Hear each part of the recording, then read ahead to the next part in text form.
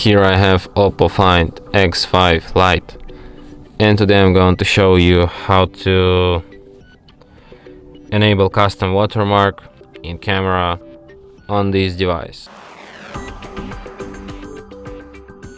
So firstly you have to open camera, then tap on three dots, then go to its settings, go to the watermark.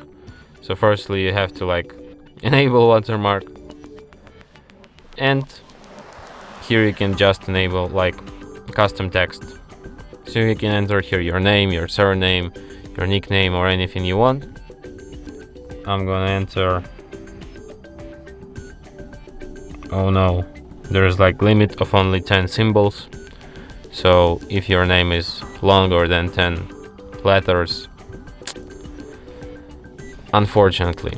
So now let's take some photo to check how this watermark will look like. So here you have my custom watermark. And that's it. Thanks for watching. If you find this tutorial useful, don't forget to hit that like button and subscribe to our channel.